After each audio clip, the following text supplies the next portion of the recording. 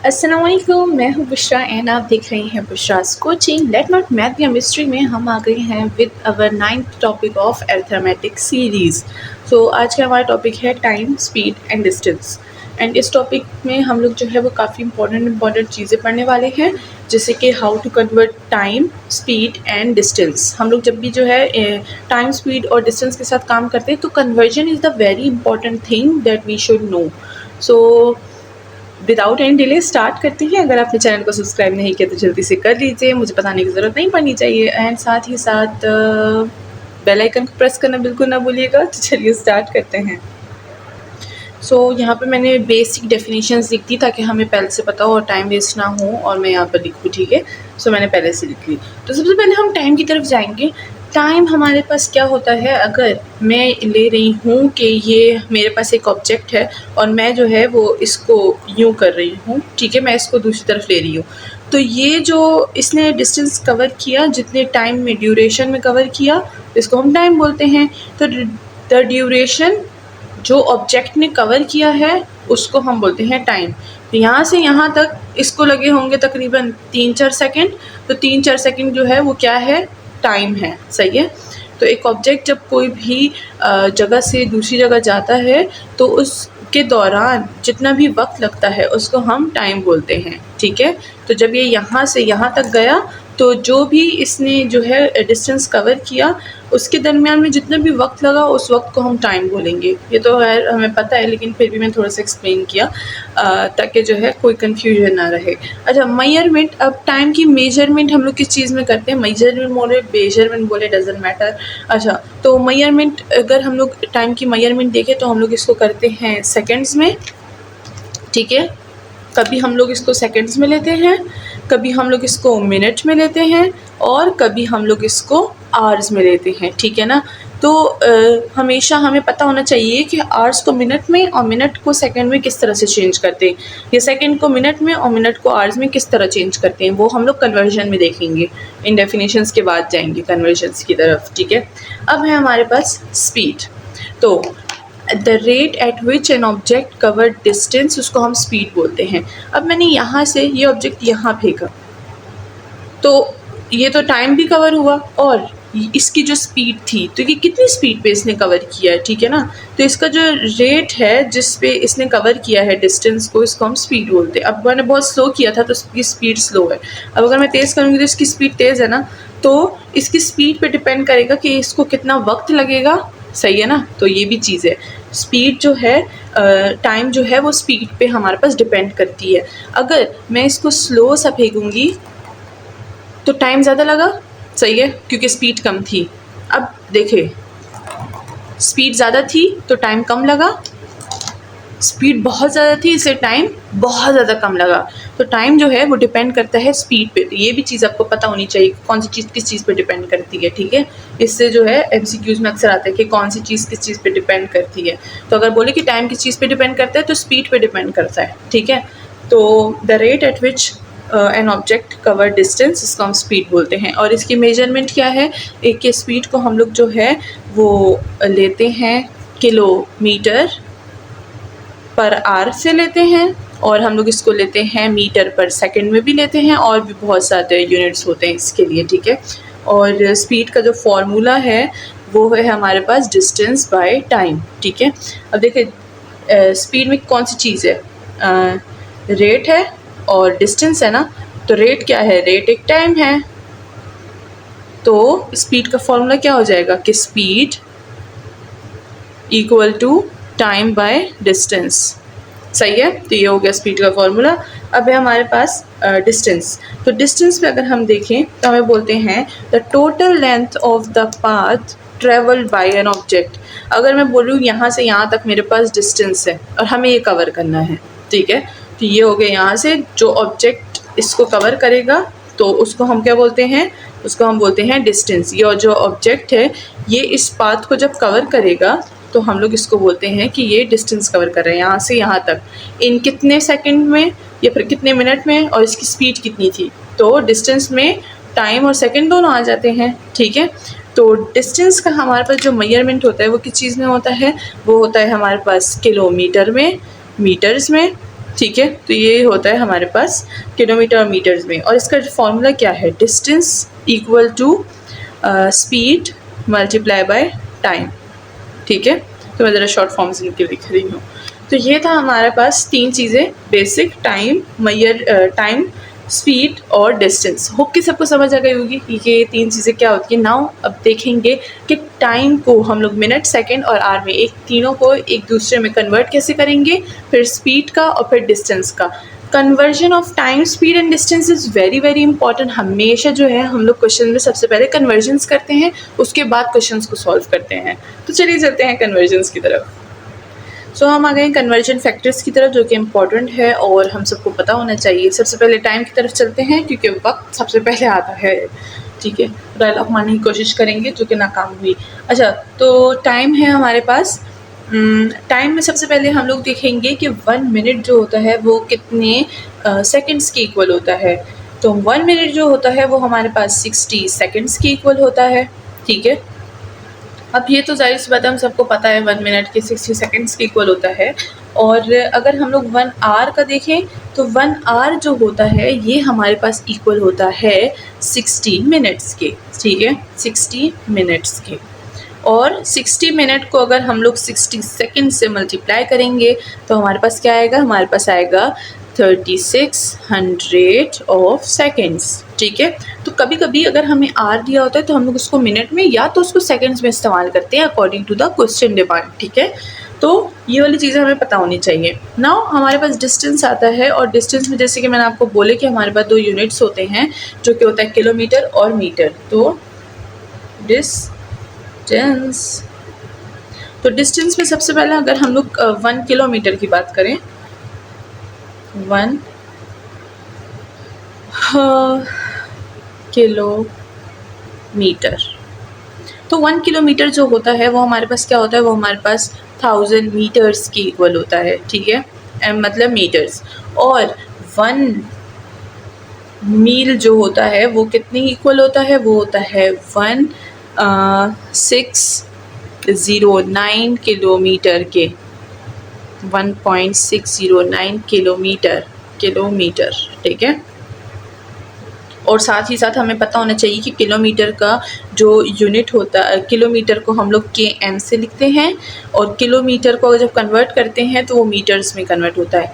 और 1 मील को जो है वो कन्वर्ट करते हैं, और मील को mi से जो है हम डिनोट करते हैं, इसका यूनिट mi होता है। और जब 1 मील को कन्वर्ट करते हैं तो वो किलोमीटर में कन्वर्ट होता है। ठीक है, 1.609 किलोमीटर्स में ये हो जाता है कन्वर्ट। अब है हमारे पास स्पीड। तो स्पीड में भी हमारे पास 3 यूनिट्स हैं, एक है मीटर पर सेकंड, किलोमीटर पर आवर, और फिर होता है हमारे पास मील्स पर आवर। ठीक है, तो अब देखते हैं कि स्पीड में हमारे पास क्या क्या है। सबसे पहले हमारे पास क्या है, मीटर पर सेकंड। तो अगर हम लोग 1 मीटर पर सेकंड देखें तो 1 मीटर पर सेकंड जो होता है वो हमारे पास होता है 3.6 किलोमीटर पर आवर के। सही है, और 1 किलोमीटर पर आवर जो होता है वो हमारे पास होता है 0.277 मीटर पर सेकंड के। और 1 मीटर पर आर, 1 मीटर पर आर, मीटर पर आर होता है MPH। ठीक है, इक्वल टू 1.609 किलोमीटर पर आर के। ठीक है, तो ये सारी की सारी होती हैं, हमें पता होने चाहिए, ताकि जब हम लोग कन्वर्जन करें तो यहाँ पर हमारे क्वेश्चन का जो आंसर है ना वो गलत ना हो। जब हम कन्वर्जन नहीं करते तो हमारे आंसर जो होते हैं वो गलत हो जाते हैं, याद रखिएगा। ठीक है, अगर कन्वर्जन की ज़रूरत है और कहाँ ज़रूरत होती है और क्यों ज़रूरत होती है वो भी हम लोग अभी प्रॉब्लम्स में सीखेंगे। तो अब चलते हैं कुछ हमने डेफिनेशन डिस्कस कर ली, हमने कन्वर्जन डिस्कस कर लिए, अब हम जो है वो फॉर्मूले डिस्कस करते हैं। ठीक है, चलिए फॉर्मूले की तरफ। तो हम आ गए हैं इम्पॉर्टेंट फार्मूले की तरफ, जिसमें सबसे पहले हम लोग बेसिक फार्मूले देखेंगे। तो स्पीड को तो हमने बोला था कि जब हम लोग स्पीड फाइंड करते हैं तो स्पीड का फार्मूला होता है हमारे पास क्या, 2 चीज़ों पे डिपेंड करता है, डिस्टेंस पर टाइम। ठीक है, डिस्टेंस कवर करता है और कितने वक्त में कवर करता है हम वो देखते हैं, ठीक है। और फिर है हमारे पास डिस्टेंस। तो देखें डिस्टेंस है तो टाइम उधर चला जाएगा, तो ये क्या हो जाएगा, टाइम और स्पीड मल्टीप्लाई हो जाएगा, सो सिंपल, ठीक है। अब अगर हमें टाइम चाहिए तो टाइम उधर चला जाएगा और स्पीड इधर आ जाएगा, तो टाइम इक्वल टू डिस्टेंस पर स्पीड, दैट्स ऑल। एक ही फॉर्मूला याद कर लें और उसी से आप बाकी के फॉर्मूले बना सकते हैं। Math is just about the convergence, ठीक है, कि एक फॉर्मूले से आप कितने फॉर्मूले निकाल सकते हैं। अब अगर आपको सिर्फ ये एक फॉर्मूला याद हो गया ना, स्पीड का, डिस्टेंस पर आर, उसके बाद आप सारी चीज़ें निकाल सकते हैं। अगर आपको डिस्टेंस चाहिए तो टाइम को उधर भेज दें, तो देखिए डिस्टेंस फाइंड हो जाएगा। अगर आपको टाइम फाइंड करना है तो टाइम उधर भेज दें, स्पीड इधर भेज दें, तो ये हो जाएगा टाइम, दैट्स ऑल।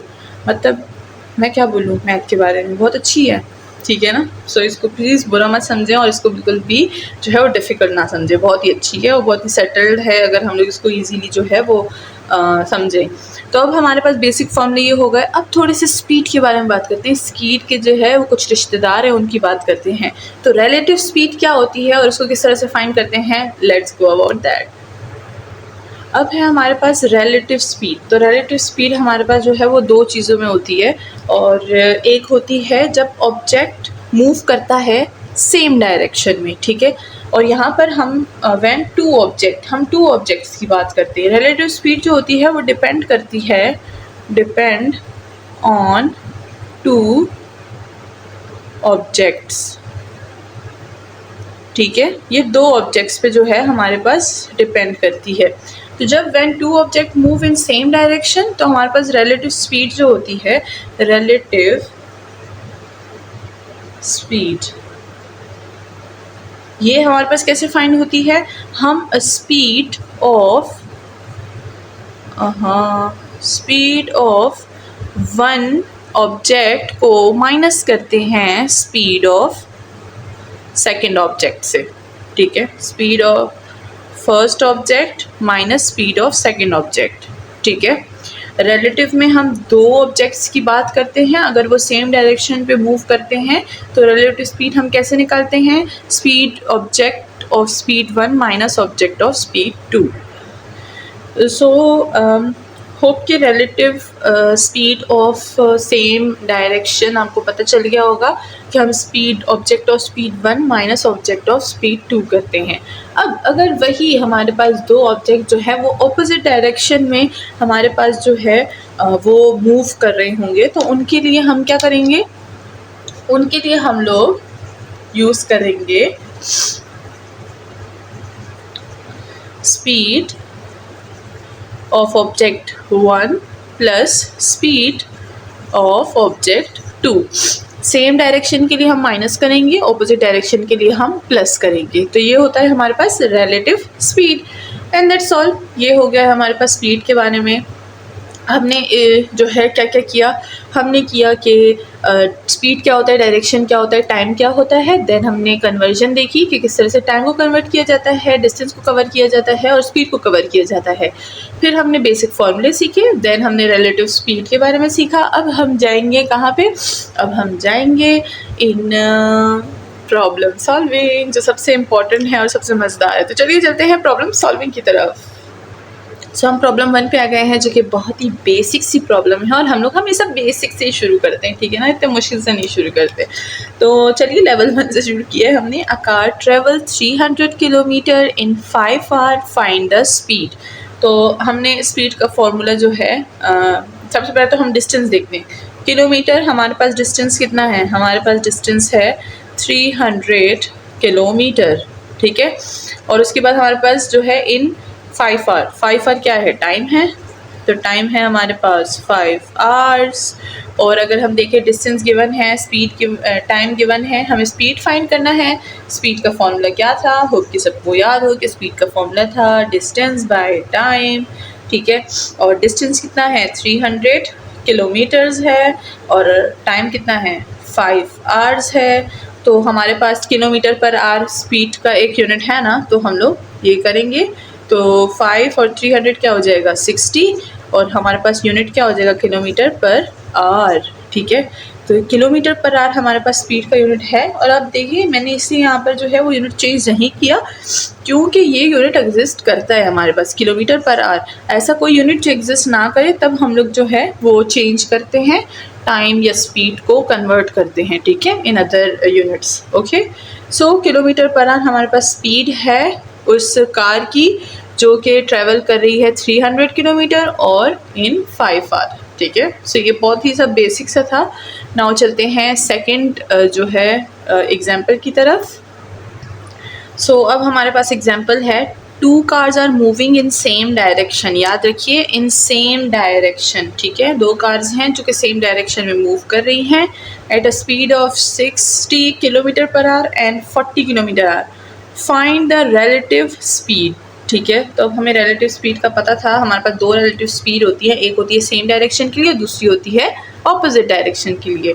तो सबसे पहले हम लोग बोलेंगे कि 2 कार्स आर मूविंग, तो फर्स्ट कार की जो हमारे पास स्पीड है वो कितनी है, वो है हमारे पास 60 किलोमीटर पर आवर।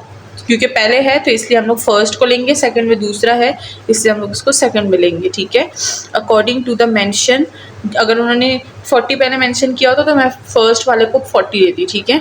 तो सेकंड ऑब्जेक्ट की स्पीड कितनी है, 40 किलोमीटर पर आवर। और हमने बोला था जब सेम स्पीड होती है तो रिलेटिव स्पीड जो होता है वो हमारे पास क्या होता है, बताएं किस किस को याद है कि रिलेटिव स्पीड जब होता है क्या नाम है सेम, तो हम लोग क्या करते हैं, जब तक मैं लिखती हूँ।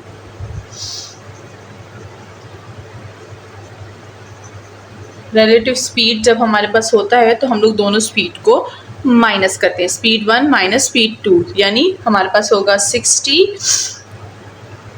Kilometre per our minus 40 kilometre per our, ठीक है। तो ये क्या हो जाएगा, ये हो जाएगा हमारे पास 20 किलोमीटर पर आवर। तो रिलेटिव स्पीड क्या होगी, 20 किलोमीटर पर आवर। होप के सबको समझ आ गई होगी। अब चलते हैं थर्ड एग्जाम्पल की तरफ। बल्कि थर्ड एग्जाम्पल में भी ये ऐसा ही है, मैंने उसको भी ऐसे ही रखा है तो उसको मैं टास्क में दूंगी, ठीक है। नाउ चलते हैं एक कन्वर्जन की तरफ, देखते हैं कि कन्वर्जन हम लोग किस तरह से करेंगे। हमने बेसिक कन्वर्जन तो उधर बताई थी, बट अगर हमारे पास कोई बड़ी कन्वर्जन आ गई तो उसे कैसे करेंगे, लेट्स ट्राई दैट। सो अब हमारे पास है कन्वर्जन की एग्जांपल। हमें कन्वर्ट करना है 72 kilometre per our 2 metre per second में, ठीक है। तो सबसे पहले हमें पता होना चाहिए कि 1 किलोमीटर कितना होता है। अगर हम लोग उसको मीटर में कन्वर्ट करें, 1 किलोमीटर जो होता है वो हमारे पास 1000 मीटर्स के इक्वल होता है, ठीक है। और R1 R जो होता है वो हमारे पास क्या होता है, वो होता है हमारे पास 3600 ऑफ सेकेंड्स के इक्वल, ठीक है। तो अब हम लोग किलोमीटर को मीटर में और R को सेकेंड में हमने कन्वर्ट कर दिया। नाउ यहाँ पर अप्लाई करेंगे, हम बोलेंगे 1 kilometre per hour is equal to 1000 metre per 3600 of second, ठीक है। 36 है। अच्छा, इसको ज़रा हम लोग सॉल्व करेंगे। सो ये हो जाएगा हमारे पास क्या, 5/18 मीटर पर सेकेंड, सही है। दोनों का यूनिट हमने लगा दिया। अब हमें 72 फाइंड करना है, तो हम लोग यहाँ पर और यहाँ पर 72 मल्टीप्लाई कर देंगे। तो 72 multiply 1 kilometre per hour equal to 5/18 metre per second multiply by 72। तो ये हो जाएगा 72 kilometre per hour equal to, इसको मल्टीप्लाई करेंगे तो ये हो जाएगा हमारे पास 72 multiply by 5, so we will get that is 20/18। अच्छा, इसको पूरा करते हैं। 18 1 ज़ार 18 और 18 4 ज़ार 72, तो ये हो जाएगा 5 metre per second multiply bye 4। 5 और 4 मल्टीप्लाई होगा तो 20, और मीटर पर सेकेंड यूनिट हमेशा लगाइएगा, यूनिट से ही सारा का सारा जो है हमारे पास टाइम, स्पीड और डिस्टेंस में मार्क्स होते हैं, ठीक है। सो इस तरह से हम लोग कन्वर्ट करते हैं 72 किलोमीटर पर आवर को इन मीटर पर सेकंड, जो कि है 20 मीटर पर सेकंड। होप कि सबको समझ आ गई होगी। एक और एग्जांपल पर हम आ गए हैं, अ ट्रेन ट्रेवल 450 किलोमीटर, ठीक है। तो ट्रेवल 450 किलोमीटर यानी डिस्टेंस हमारे कितना है, डिस्टेंस है हमारे पास 450 kilometre at a speed of 90। तो स्पीड हमारे पास कितना है, 90 kilometre per hour. How long will it take, यानी हमसे टाइम पूछ रहे हैं कि भाई टाइम बताएं कि कितने टाइम में जो है ये लोग पहुंच जाएंगे। तो हमें टाइम का फॉर्मूला पता है, सिंपल। टाइम डिपेंड करता है दो चीज़ों पे जो कि हमें गिवन है, डिस्टेंस पर सेकंड। डिस्टेंस कितना है 450 और सेकंड कितना है 90 किलोमीटर और किलोमीटर पर आवर, सही है। तो ये क्या हो जाएगा, 90 और 450 को हम जो है वो सॉल्व करेंगे, सिंप्लीफाई करेंगे, तो हमारे पास आएगा 5 और किलोमीटर विल बी कैंसिल, हमारे पास क्या बचा, आवर्स बचा। तो ये हो गया है 5 आवर्स एंड दैट्स ऑल। इस तरह हम जो है सॉल्व करते हैं टाइम को। होप कि सबको समझ आ गई होगी। और इसी के साथ हमारा आज का टॉपिक ख़त्म होता है। होप कि सबको पता चल गया होगा what is distance, speed and time and उसके बारे में जो जो हमने सीखा। और इसी के साथ अब हम जाएंगे प्रैक्टिस के क्वेश्चंस पर, और प्रैक्टिस के क्वेश्चंस आपने सॉल्व करने हैं और देखना है कि आपने लेक्चर को कितना समझा है और आपको कितना समझ आ गया है और आपको मज़ीद कितने प्रैक्टिस की ज़रूरत है। तो प्रैक्टिस के क्वेश्चन या तो वीडियो के एंड में जो है वो मैं डिस्प्ले कर दूँगी, और या तो इसको हम लोग अलग से इस वीडियो के बाद मैं अपलोड कर दूँगी एक पिक्चर के फॉर्म में, ठीक है। सो चलिए इसी के साथ आज के टॉपिक को करते हैं गुड बाय और मिलते हैं नेक्स्ट टॉपिक में। अपना ख्याल रखिएगा, दुआओं में सबको याद रखिएगा और मुझे भी अपने स्पेशल प्रेयर्स में याद रखिएगा। अल्लाह हाफिज़।